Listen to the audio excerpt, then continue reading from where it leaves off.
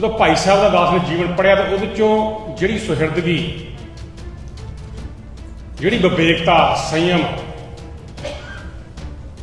वो जो झलक पैंदी है ना तो वह धन गुरु ग्रंथ साहब जी बाणी चों मिलती है। जो भाई साहब जीवन देखते हो तो तुहानूं वाकई लगता है कि भाई साहब ने बाणी पढ़ी नहीं, बाणी जूई दी। सच दे पांधी हुंदे ने भाई गजिंदर सिंह वर्गे। खालसा जी उन्होंने समकाली कौन होंदे आ? चैलेंजिस जिहड़े गुरु साहब वेले भी सानूं आए। चैलेंजिस तो की निकलता? क्रांति। भाई साहब का एको ही ऑब्जैक्टिव, एको ही परपस सीगा, वो सीगा आज़ादी। वो आज़ादी जिहड़ा साडा अधिकार है। सानूं बहुते हद तक गुरु घर के तीन सिक्खी के तीन सिद्धांतों तो वाकफ कराया गया, नाम जपना, वंड छकना ते किरत करनी।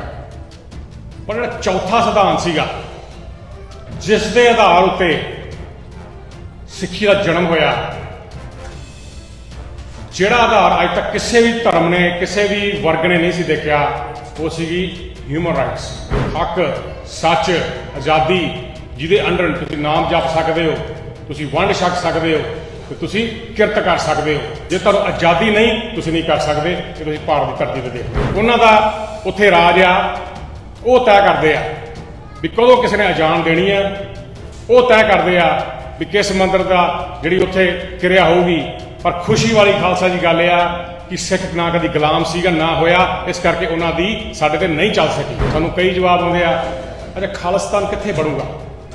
जे खालिस्तान बन गया तो असीं ग्रो किद्दां करांगे, असीं बिजनेस कित्थे करांगे, साडा फाइनैंशियल ढांचा किद्दां होऊगा?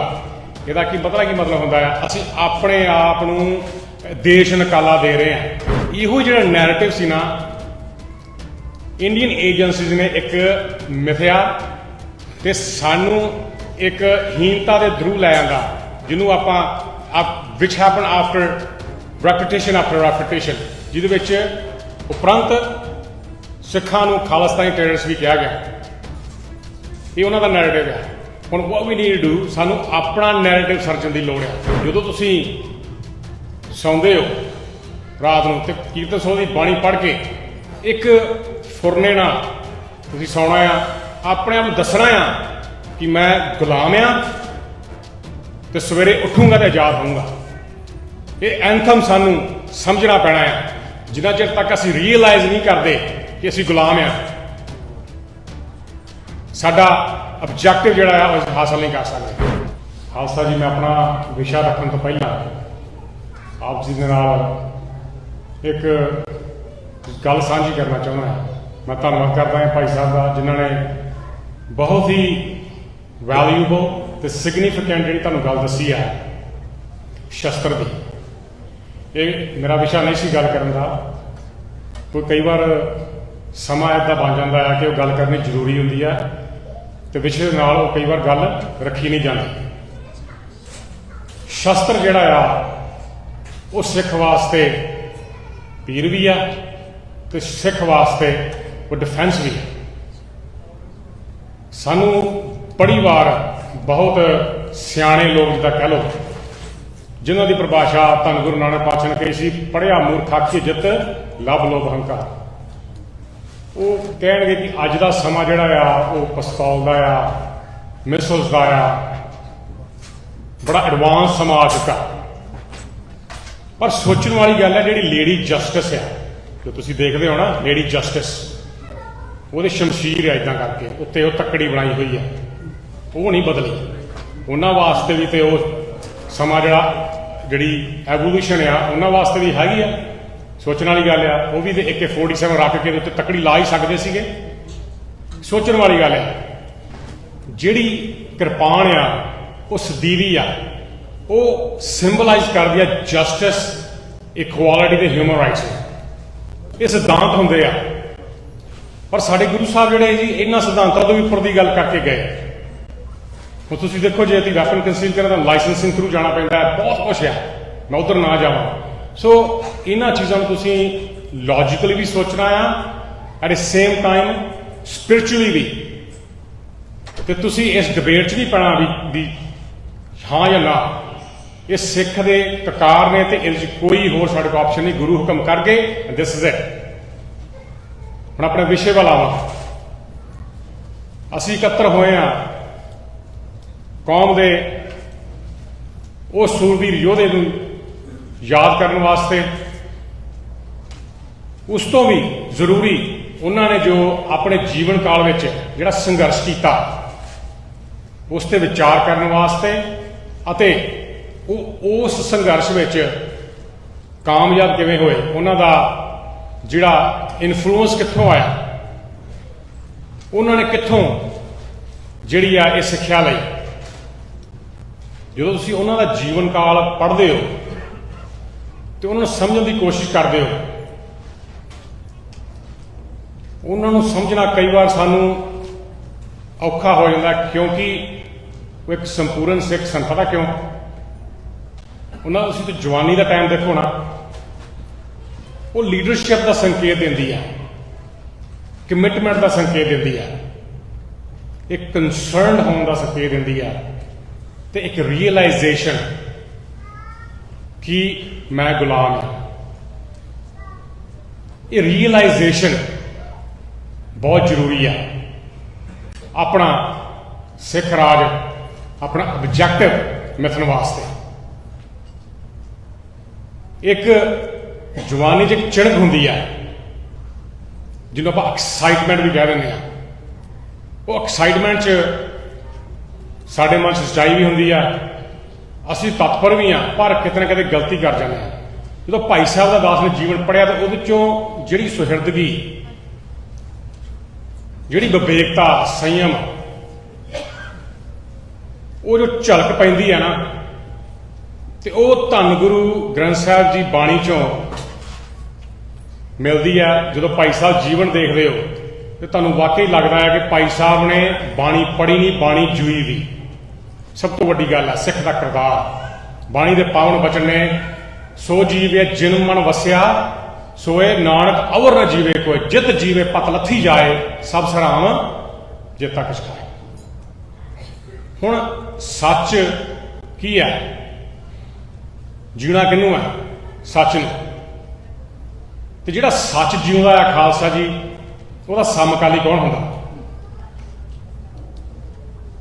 ਕੁਝ ਚੀਜ਼ਾਂ ਮੈਨੂੰ ਸੋਚਣ ਤੇ ਮਜਬੂਰ ਕਰ ਦਿੰਦੀਆਂ ਕਿ ਜਿਹੜੇ ਇਨਸਾਨ ਸਾਰੀ ਉਮਰ ਝੂਠ 'ਚ ਰਹਿੰਦੇ ਨੇ, ਉਹ ਇੰਨੀ ਤਰੱਕੀ ਕਿਵੇਂ ਕਰ ਜਾਂਦੇ ਨੇ। ਆਪਾਂ ਬਾਦਲਾਂ ਦੀ ਗੱਲ ਕਰਦੇ ਹਾਂ ਵੀ ਉਹ ਇੰਨੇ ਸੌਖੇ ਨੇ, ਉਹਨਾਂ ਨੂੰ ਕੀ, ਉਹ ਕਿੱਥੇ ਨਰਕਾਂ 'ਚ ਗਏ। ਹੋਰ ਵੀ ਆਪਾਂ ਕਿਰਦਾਰ ਦੇਖਦੇ ਹਾਂ। ਉਹਦਾ ਕਾਰਨ ਪਤਾ ਕੀ ਆ? ਜਿਹੜਾ ਝੂਠ ਹੈ ਨਾ, ਉਹਦਾ ਸਮਕਾਲੀ ਪਤਾ ਕੌਣ ਹੈ? ਮਾਇਆ। Understand this. ਝੂਠ ਦੀ ਸਮਕਾਲੀ ਮਾਇਆ। ਐਂਡ ਮਾਇਆ ਜਿਹੜੀ ਹੈ ਉਹ ਉਹਨੂੰ ਅਪਰਚੁਨਿਟੀਜ਼ ਪ੍ਰੋਵਾਈਡ ਕਰਦੀ ਹੈ, ਰਿਗਾਰਡਲੈਸ ਬਾਈ ਹੁੱਕ ਜਾਂ ਬਾਈ ਕਰੁੱਕ। ਪਰ ਜਿਹੜਾ ਸੱਚ ਦੇ ਪਾਂਧੀ ਹੁੰਦੇ ਨੇ, ਭਾਈ ਗਜਿੰਦਰ ਸਿੰਘ ਵਰਗੇ, ਖਾਲਸਾ ਜੀ, ਉਹਨਾਂ ਦੇ ਸਮਕਾਲੀ ਕੌਣ ਹੁੰਦੇ ਆ? ਚੈਲੰਜਸ, ਜਿਹੜੇ ਗੁਰੂ ਸਾਹਿਬ ਵੇਲੇ ਵੀ ਸਾਨੂੰ ਆਏ। ਚੈਲੰਜਸ ਤੋਂ ਕੀ ਨਿਕਲਦਾ? ਕ੍ਰਾਂਤੀ। ਇਹੋ ਕ੍ਰਾਂਤੀ ਜਿਹੜੀ ਸੀ ਉਹਨਾਂ ਨੇ ਜਿਹੜੀ ਕੈਰੀ ਔਨ ਕੀਤੀ ਆਪਣੀ ਮੱਧ ਦੀ ਉਮਰ ਦੇ ਵਿੱਚ। 27 to 30 years old ਇਨਸਾਨ ਜਿਹੜਾ ਇੱਕ ਆਰਗੇਨਾਈਜ਼ਡ, ਸੁਲਝੀ ਹੋਈ ਇੱਕ ਆਰਗੇਨਾਈਜੇਸ਼ਨ ਜੋ ਸਟੈਬਲਿਸ਼ ਕਰਦੇ ਆ, ਉਸ ਆਰਗੇਨਾਈਜੇਸ਼ਨ ਨੂੰ ਸਟੈਬਲਿਸ਼ ਕਰਨ ਵਾਸਤੇ ਆਬਜੈਕਟਿਵ ਵੀ ਚਾਹੀਦੇ ਹੁੰਦੇ ਆ। ਜਦੋਂ ਤੁਸੀਂ ਕੋਈ ਵੀ ਕੰਮ ਕਰਦੇ ਹੋ, ਉਹ ਤੁਸੀਂ ਐਦਾਂ ਨਹੀਂ ਤੁਰ ਪੈਂਦੇ। ਤੁਹਾਡੇ ਕੋਲ ਵੈਲਿਊਜ਼ ਹੁੰਦੀਆਂ, ਮਿਸ਼ਨ ਹੁੰਦਾ ਆ, ਤੁਹਾਡੇ ਕੋਲ ਉਹਦਾ ਪਰਪਸ ਕੀ ਆ, ਇਹ ਵੀ ਸਾਨੂੰ ਦੇਖਣਾ ਪੈਂਦਾ ਹੈ। ਭਾਈ ਸਾਹਿਬ ਦਾ ਇੱਕੋ ਹੀ ਆਬਜੈਕਟਿਵ, ਇੱਕੋ ਹੀ ਪਰਪਸ ਸੀਗਾ, ਉਹ ਸੀਗਾ ਆਜ਼ਾਦੀ। ਉਹ ਆਜ਼ਾਦੀ ਜਿਹੜਾ ਸਾਡਾ ਅਧਿਕਾਰ ਆ। ਹੁਣ ਤਾਂ ਹਿਊਮਨ ਰਾਈਟਸ ਦੀ ਗੱਲ ਕਰੂੰਗਾ, ਜਿਹੜੀ ਮੈਨੂੰ ਲੱਗਦਾ ਕਰਨੀ ਬਹੁਤ ਜ਼ਰੂਰੀ ਆ। ਸਾਨੂੰ ਬਹੁਤੇ ਹੱਦ ਤੱਕ ਗੁਰੂ ਘਰ ਦੇ ਸਿੱਖੀ ਦੇ 3 ਸਿਧਾਂਤਾਂ ਤੋਂ ਵਾਕਿਫ ਕਰਾਇਆ ਗਿਆ: ਨਾਮ ਜਪਣਾ, ਵੰਡ ਛਕਣਾ ਤੇ ਕਿਰਤ ਕਰਨੀ। ਪਰ ਜਿਹੜਾ ਚੌਥਾ ਸਿਧਾਂਤ ਸੀਗਾ, ਜਿਸ ਦੇ ਆਧਾਰ ਉੱਤੇ ਸਿੱਖੀ ਦਾ ਜਨਮ ਹੋਇਆ, ਜਿਹੜਾ ਆਧਾਰ ਅੱਜ ਤੱਕ ਕਿਸੇ ਵੀ ਧਰਮ ਨੇ, ਕਿਸੇ ਵੀ ਵਰਗ ਨੇ ਨਹੀਂ ਸੀ ਦੇਖਿਆ, ਉਹ ਸੀਗੀ ਹਿਊਮਨ ਰਾਈਟਸ। ਹਿਊਮਨ ਰਾਈਟਸ ਇੱਕ ਆਪਣੇ ਆਪ 'ਚ ਇੱਕ ਫਾਊਂਡੇਸ਼ਨ ਆ, ਜਿਹੜੀ ਧੰਨ ਗੁਰੂ ਨਾਨਕ ਪਾਤਸ਼ਾਹ ਨੇ ਇੱਕ ਐਸਟੈਬਲਿਸ਼ਮੈਂਟ ਕ੍ਰੀਏਟ ਕੀਤੀ। ਅੰਡਰ ਦਾ ਐਸਟੈਬਲਿਸ਼ਮੈਂਟ हक सच आज़ादी जिहदे अंडर तुसीं नाम जप सकते हो, तुसीं वंड छक सकते हो, तो तुसीं किरत कर सकते हो। जे तुहानूं आज़ादी नहीं, तुसीं नहीं कर सकते। ये तुसीं भारत की धरती पर देख लो, उन्हां दा उत्थे राज आ, वो तय करते आ भी कदों किसी ने अजान देनी है, वो तय करते आ भी किस मंदिर का जिहड़ी उत्थे क्रिया होगी। पर खुशी वाली खालसा जी गल आ कि सिख ना कभी गुलाम सीगा ना होया, इस करके उन्हां दी साडे ते नहीं चल सकी। ਉਹਦਾ ਕਾਰਨ ਵੱਡਾ ਇਹ ਆ ਵੀ ਭਾਈ ਗਜਿੰਦਰ ਸਿੰਘ ਵਰਗੇ ਯੋਧੇ ਜਿਨ੍ਹਾਂ ਨੇ ਲੰਮਾ ਸਮਾਂ ਐਕਸਾਈਲ ਵਿੱਚ ਰਹਿ ਕੇ, ਹੁਣ ਜਿਹੜੀ ਤੁਸੀਂ ਐਕਸਾਈਲ ਕਰ ਲੈਂਦੇ ਹੋ, ਤੁਹਾਡਾ ਕੋਈ ਮੁਲਕ ਨਹੀਂ, ਸਟੇਟਲੈਸ ਸਿੱਖ, ਮੈਨੂੰ ਇਹ ਚੀਜ਼ ਸੋਚਣ ਤੇ ਮਜਬੂਰ ਕਰ ਦਿੰਦੀ ਹੈ ਕਿ ਫਿਜ਼ੀਕਲ ਐਕਸਾਈਲ ਆਪਾਂ ਉਸ ਵੱਲ ਨਿਗਾਹ ਮਾਰਦੇ ਹਾਂ, ਜਿਹੜੀਆਂ ਭਾਈ ਸਾਹਿਬ ਦੇ ਜੀਵਨ ਅਤੇ ਉਹਨਾਂ ਦੇ ਜਿਹੜੇ ਕਾਰਜਕਾਰੀ ਵੀ ਉਹਨਾਂ ਨੇ ਜਿਹੜੇ ਐਕਸ਼ਨ ਸੀਗੇ, ਉਹਦੇ ਵਿੱਚ ਉਹਨਾਂ ਨੇ ਮਾਨਸਿਕ ਐਕਸਾਈਲ ਦੀ ਵੀ ਗੱਲ ਕੀਤੀ ਆ। ਉਹ ਸਮਝਣ ਦੀ ਲੋੜ ਆ। ਫਿਜ਼ੀਕਲ ਐਕਸਾਈਲ ਇਜ਼ ਸੀਨ ਜਿਹੜਾ ਇੱਕ ਮੁਲਕ ਤੁਹਾਡੇ ਲਾਗੂ ਕਰਦਾ ਹੈ। ਮਾਨਸਿਕ ਐਕਸਾਈਲ ਅਸੀਂ ਆਪਣੇ ਆਪ ਲਾਗੂ ਕਰਦੇ ਹਾਂ। ਉਹਦਾ ਤੁਹਾਨੂੰ ਵੱਡਾ ਉਦਾਹਰਨ ਦੇਣਾ ਹੈ। ਸਾਨੂੰ ਕਈ ਜਵਾਬ ਆਉਂਦੇ ਆ, ਅੱਛਾ ਖਾਲਿਸਤਾਨ ਕਿੱਥੇ ਬਣੂਗਾ? ਜੇ ਖਾਲਿਸਤਾਨ ਬਣ ਗਿਆ ਤੇ ਅਸੀਂ ਗਰੋ ਕਿੱਦਾਂ ਕਰਾਂਗੇ? ਅਸੀਂ ਬਿਜ਼ਨਸ ਕਿੱਥੇ ਕਰਾਂਗੇ? ਸਾਡਾ ਫਾਈਨੈਂਸ਼ੀਅਲ ਢਾਂਚਾ ਕਿੱਦਾਂ ਹੋਊਗਾ? ਇਹਦਾ ਕੀ ਮਤਲਬ ਹੁੰਦਾ ਆ? ਅਸੀਂ ਆਪਣੇ ਆਪ ਨੂੰ ਦੇਸ਼ ਨਿਕਾਲਾ ਦੇ ਰਹੇ ਹਾਂ। that is called psychological exile। ਇਹੋ ਜਿਹੜਾ ਨੈਰੇਟਿਵ ਸੀ ਨਾ, ਇੰਡੀਅਨ ਏਜੰਸੀਜ਼ ਨੇ ਇੱਕ ਮਿਥਿਆ ਤੇ ਸਾਨੂੰ ਇੱਕ ਹੀਨਤਾ ਦੇ ਥਰੂ ਲੈ ਆਂਦਾ, ਜਿਹਨੂੰ ਆਪਾਂ which happen after repetition after repetition, ਜਿਹਦੇ ਵਿੱਚ ਉਪਰੰਤ ਸਿੱਖਾਂ ਨੂੰ ਖਾਲਿਸਤਾਨੀ ਟੈਰਰਿਸਟ ਵੀ ਕਿਹਾ ਗਿਆ। ਇਹ ਉਹਨਾਂ ਦਾ ਨੈਰੇਟਿਵ ਹੈ। ਹੁਣ what we need to do, ਸਾਨੂੰ ਆਪਣਾ ਨੈਰੇਟਿਵ ਸਰਜਣ ਦੀ ਲੋੜ ਹੈ। ਉਹ ਕਿਸ ਤਰ੍ਹਾਂ ਹੋਣਾ ਆ? ਸਭ ਤੋਂ ਵੱਡੀ ਗੱਲ ਪੋਲੀਟੀਕਲ ਜਿਹੜਾ ਪਲੇਟਫਾਰਮ ਆ, ਉਹਦੇ ਵਿੱਚ ਇਨਵੋਲਵ ਹੋ ਕੇ ਥਰੂ ਸਿੱਖ ਵੋਟ, ਸਾਨੂੰ ਸਿੱਖ ਵੋਟ ਤੇ ਕੰਮ ਕਰਨ ਦੀ ਲੋੜ ਆ। ਜੇ ਸਾਡੇ ਕੋਲ ਸਿੱਖ ਵੋਟ ਆ ਤੇ ਜਿਹੜੇ ਸਾਡੇ ਸਿੱਖ ਲੀਡਰਸ ਉਸ ਅਰੀਨਾ ਚ ਆਉਣਾ ਚਾਹੁੰਦੇ ਆ, we can set our own voices to House of Commons। ਜਿਹੜਾ ਭਾਈ ਸਾਹਿਬ ਨੇ ਇਹ ਚੀਜ਼, ਉਹਨਾਂ ਦਾ ਜਿਹੜਾ ਵਿਜ਼ਨ ਸੀਗਾ ਲੀਡਰਸ਼ਿਪ ਦਾ, ਯੂਥ ਇੰਪਾਵਰਮੈਂਟ, ਸਭ ਤੋਂ ਵੱਡੀ ਗੱਲ। ਜਦੋਂ ਤੁਸੀਂ ਕਿਤੇ ਵੀ ਵੇਖਦੇ ਹੋ ਵੀ ਸਾਡਾ ਯੁਵਕ ਜਾਂ ਸਾਡਾ ਸਿੱਖ ਡਿੱਗ ਰਿਹਾ ਆ ਫਾਈਨੈਂਸ਼ੀਅਲੀ, ਮਾਨਸਿਕ ਪੱਖੋਂ, ਉਹਨੂੰ ਚੁੱਕੋ।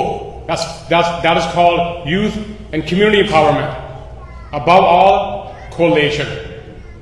ਦਲ ਖਾਲਸਾ ਜਿਹੜਾ ਵਿਜ਼ਨ ਜਦੋਂ ਮੈਂ ਸਮਝ ਸਕਿਆ ਹੈ, it was coalition, organization, commitment and being concerned। ਸਾਨੂੰ ਜੇ ਸਮਝਣ ਦੀ ਲੋੜ ਆ। ਅੰਤ ਵਿੱਚ ਮੈਂ ਸਾਰੀ ਸੰਗਤ ਨੂੰ ਇਹ ਬੇਨਤੀ ਕਰਦਾ ਹਾਂ, ਜਦੋਂ ਤੁਸੀਂ ਸੌਂਦੇ ਹੋ ਰਾਤ ਨੂੰ ਤੇ ਕੀਰਤਨ ਸੋਹ ਦੀ ਬਾਣੀ ਪੜ੍ਹ ਕੇ ਇੱਕ ਫੁਰਨੇ ਨਾਲ ਤੁਸੀਂ ਸੌਣਾ ਆ, ਆਪਣੇ ਆਪ ਨੂੰ ਦੱਸਣਾ ਆ ਕਿ ਮੈਂ ਗੁਲਾਮ ਆ ਤੇ ਸਵੇਰੇ ਉੱਠੂੰਗਾ ਤੇ ਆਜ਼ਾਦ ਹੋਊਂਗਾ। ਇਹ ਐਂਥਮ ਸਾਨੂੰ ਸਮਝਣਾ ਪੈਣਾ ਆ। ਜਿੰਨਾ ਚਿਰ ਤੱਕ ਅਸੀਂ ਰੀਅਲਾਈਜ਼ ਨਹੀਂ ਕਰਦੇ ਕਿ ਅਸੀਂ ਗੁਲਾਮ ਆ, ਸਾਡਾ ਆਬਜੈਕਟਿਵ ਜਿਹੜਾ ਆ ਉਹ ਹਾਸਲ ਨਹੀਂ ਕਰ ਸਕਦੇ। ਅਬਵ ਆਲ, ਵੀਰ ਜੀ ਨੇ ਡਾਇਲੌਗ ਦੀ ਗੱਲ ਕੀਤੀ, ਬਹੁਤ ਜ਼ਰੂਰੀ ਆ। ਗੁਰੂ ਸਾਹਿਬ ਨੇ ਖਾਲਸਾ ਜੀ ਸਾਨੂੰ ਪਹਿਲਾਂ ਸ਼ਸਤਰ ਨਹੀਂ ਸੀ ਦਿੱਤਾ, ਸਾਨੂੰ ਕਲਮ ਵੀ ਨਾ ਦਿੱਤੀ ਸੀ। ਸਾਨੂੰ ਕੱਲੀ ਉਹਨਾਂ ਨੇ ਪੀਰੀ ਨਹੀਂ ਸੀ ਦਿੱਤੀ, ਨਾਲ ਮੀਰੀ ਵੀ ਦਿੱਤੀ ਸੀ। ਕੱਲੀ ਭਗਤੀ ਨਹੀਂ ਸੀ, ਸ਼ਕਤੀ ਵੀ ਸੀ। ਮਤਲਬ ਕਿ a balance of temporal and spiritual values। ਸਾਨੂੰ ਪਾਲਿਸੀ ਮੇਕਰ ਬਣਨਾ ਪੈਣਾ।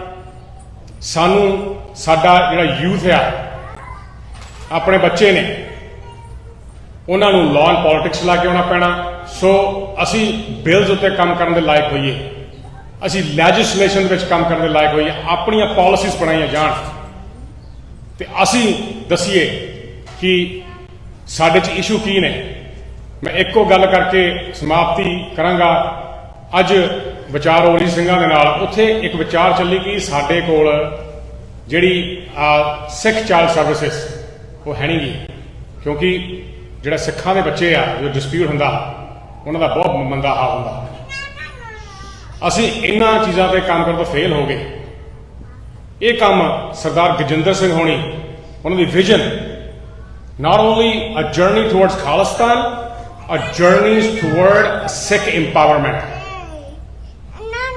ਸੋ ਇਹ ਤੇ ਇਸ ਤੇ ਸਾਨੂੰ ਕੰਮ ਕਰਨ ਦੀ ਲੋੜ ਆ। ਸਾਨੂੰ ਸਿੰਘ ਸਾਹਿਬ ਦੇ ਜੀਵਨ ਤੋਂ, ਸਾਨੂੰ ਉਹਨਾਂ ਦੇ ਕਿਰਦਾਰ ਤੋਂ ਤੇ ਸਾਨੂੰ ਉਹਨਾਂ ਸੰਘਰਸ਼ ਤੋਂ ਬਹੁਤ ਸਿੱਖਣ ਦੀ ਲੋੜ ਆ। ਇੰਨੀਆਂ ਕੁ ਬੇਨਤੀਆਂ ਪ੍ਰਵਾਨ ਕਰੋ। ਭੁੱਲਾਂ ਚੁੱਕਾਂ ਦੀ ਖਿਮਾ। ਵਾਹਿਗੁਰੂ ਜੀ ਕਾ ਖਾਲਸਾ, ਵਾਹਿਗੁਰੂ ਜੀ ਕੀ ਫਤਿਹ।